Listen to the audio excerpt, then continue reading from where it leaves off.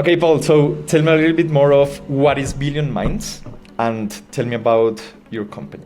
Sure. So we're an organization that helps individuals, teams, and organizations be ready for the future of work through having terrific, durable, or soft skills. Okay, perfect, fantastic. And what are the services that you offer in Billion Minds, Paul? Yeah, so they break down into really kind of three categories. The first category is standardized programming. These are typically micro learning videos that are short, like 2 to 4 minutes in length, combined with exercises, and they're assembled into programs.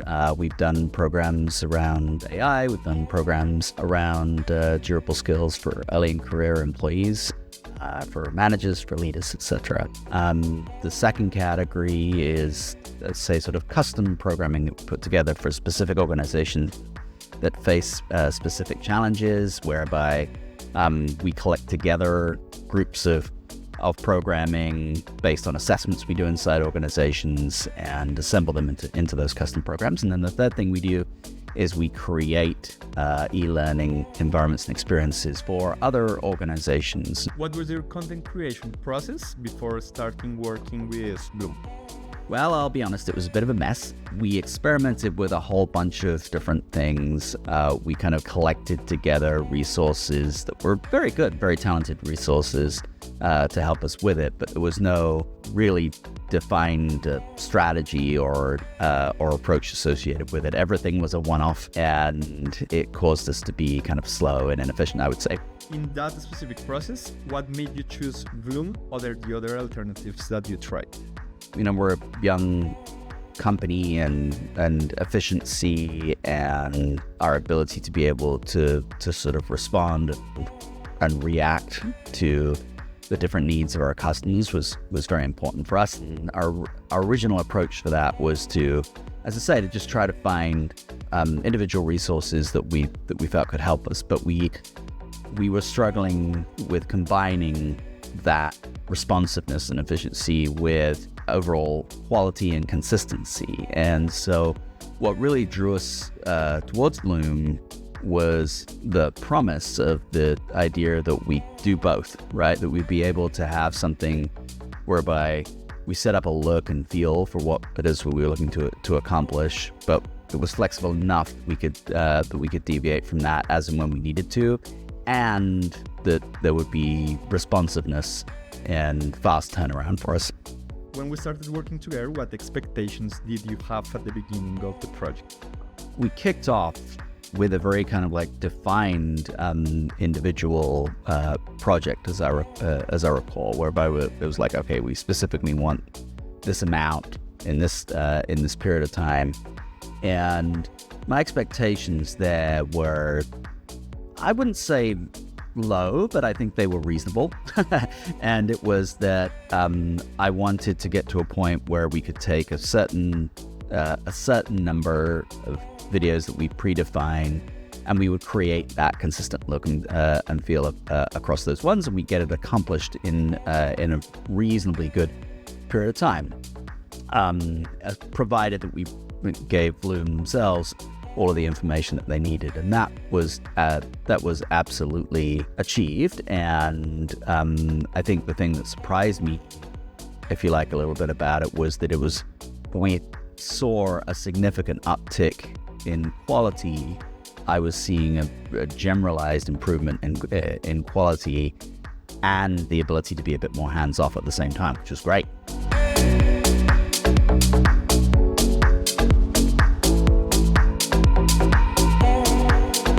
What was really interesting about this is that we had a workflow of sorts, I would say, that was really centered allowing us to track the assets that were being created, but it was sort of a bit of a black box as we got to the scripting stage of what a video would look like, which Billion Minds still owns, through to a video is complete. And so there was very little tracking of the video production part, and that was somewhat tricky because it meant that we didn't really have a strong understanding as to how long it was going to take to get from the scripting piece to the final piece, which meant that if we were producing a standard program and when it came to custom programming, we obviously had some agreements, some time-based agreements with our customers as to when the custom program would be ready, and we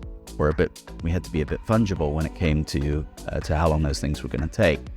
The key thing for me in terms of the workflow is I wanted to create a workflow that was end to end from when there was the first idea for an artifact all the way through to when the artifact had been created, and whereby I could be hands off but still have visibility into what was happening with the creation of these predominantly video assets.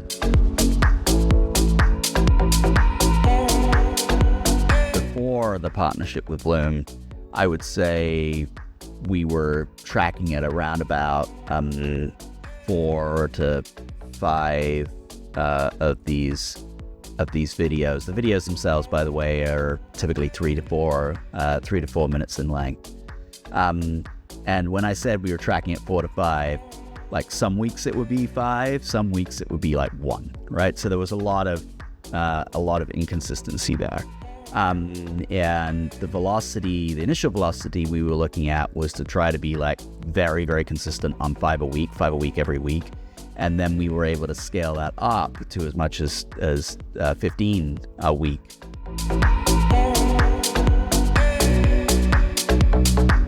So we shifted from a mode where the majority of the video assets that we were producing were extremely simple, human, face to camera, that kind of video. And for business reasons, we decided to shift to an AI avatar-led approach, whereby these micro lessons were being delivered by a diverse group of AI avatars. This allowed us to speed up the initial production, and the focus became more on how to kind of augment the AI avatar presenters with additional video elements and so on, and how to increase the professionalism of the overall video with additional introductions, music, etc. So there was significant shifts to the workflow, and we partnered with Vloom on trying to not just make sure that we produce good content, but also to make sure that we got the workflow correct, knowing ahead of time that we would later on be switching out an avatar. We would later on potentially be upscaling to higher video quality and so on and so forth. And so we created almost like a layered architecture that allowed us to switch out any element, switch out the sound, switch out the physical avatar, switch out the introduction, switch out the outro. And so it was really, really, really helpful to kind of work with Vloom on the most flexible architecture that allowed us to be able to do all of that while retaining the speed that we needed to retain.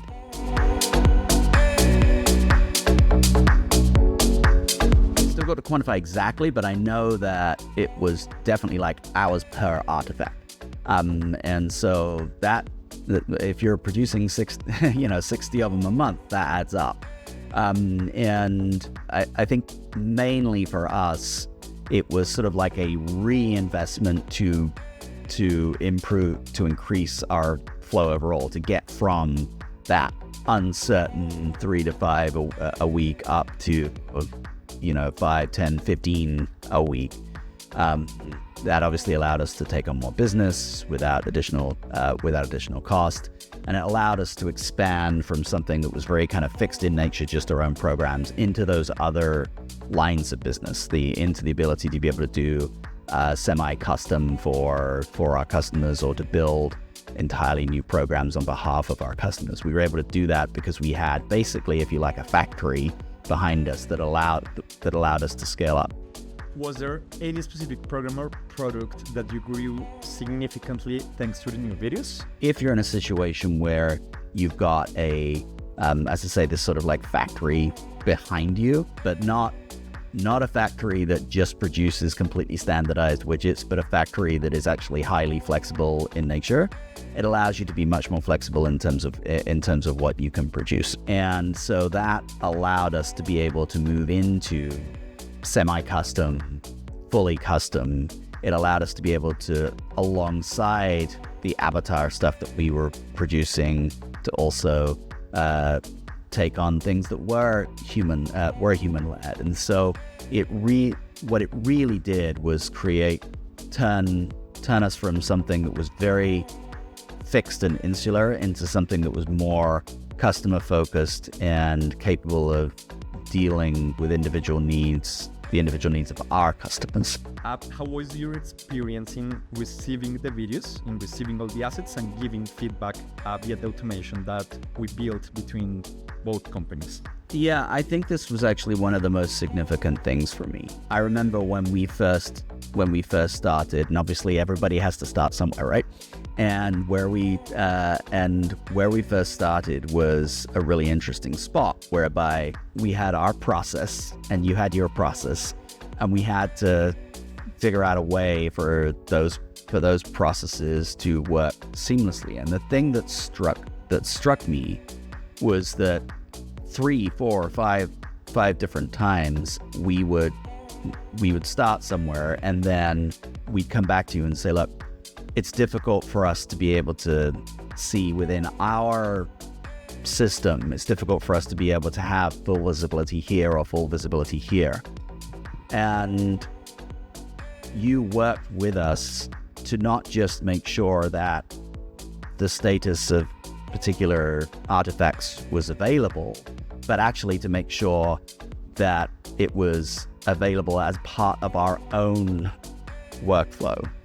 And so your focus all the time was like, how do we simplify this from the perspective of Billion Minds, not how do we simplify this from the perspective of us. And so that ability to be able to sort of like integrate with how we saw these, with how we were seeing these artifacts and how we were managing these artifacts was hugely helpful, to the point where for me as the person sort of like overseeing the whole thing, I was able to just know that the stuff was happening, but if I ever needed to check, I could go into our own systems and check that. What about the look and feel? Like, did you feel, and how aligned do you feel that the content styles, branding, and narrative matched with what you have already Billion Lights? Yeah, so this was really interesting as well, because I mentioned that we have the idea of our own like standardized programming that we deliver, and obviously there's a very specific look and feel that is associated with that.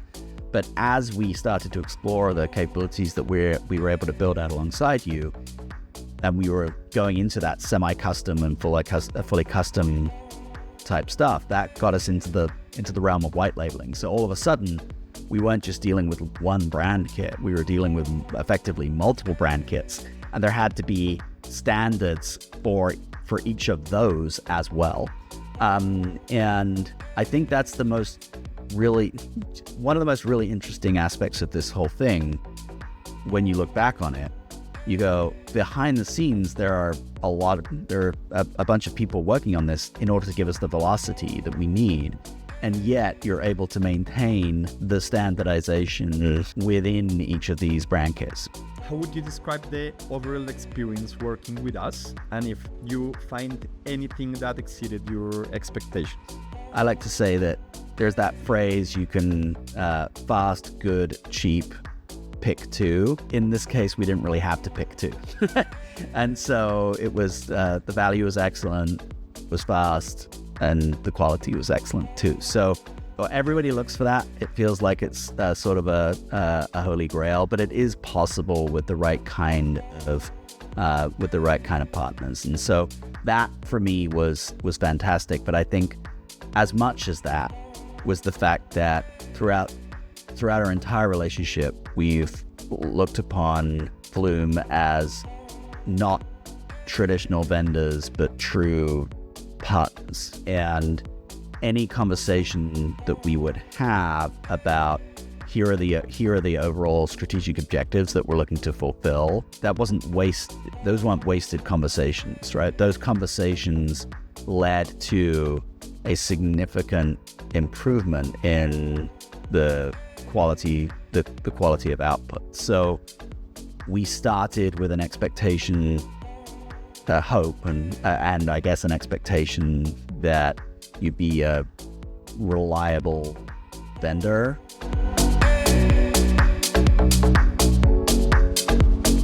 So absolutely, I'd recommend Vloom to e-learning teams or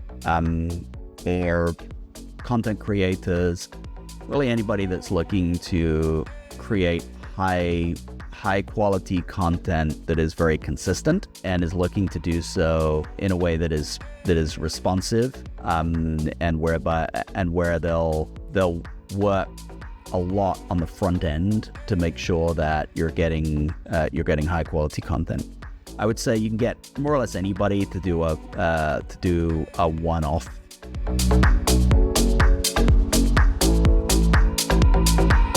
I didn't imagine going in that we would even have what I would call a partnership with a content vendor. But what was really interesting is that over time, content has become more and more strategically important to us. And despite that, we've never even entertained bringing all of that back in-house because the partnership is so close, right? So it would be very, very difficult for me to create the consistency and the quality and the reliability of what I get out of this relationship by hiring internally. So I think it is that one word, maybe call it deep partnership or something along those lines, but partnership. And I suppose if it were another phrase or word, it might be peace of mind as well, right? So there's been more than one occasion whereby I've known that something is absolutely needed by the end of by the end of a night or by the following morning, and I've been able to shut off my email and know it's going to happen. So that kind of peace of mind is super, super helpful.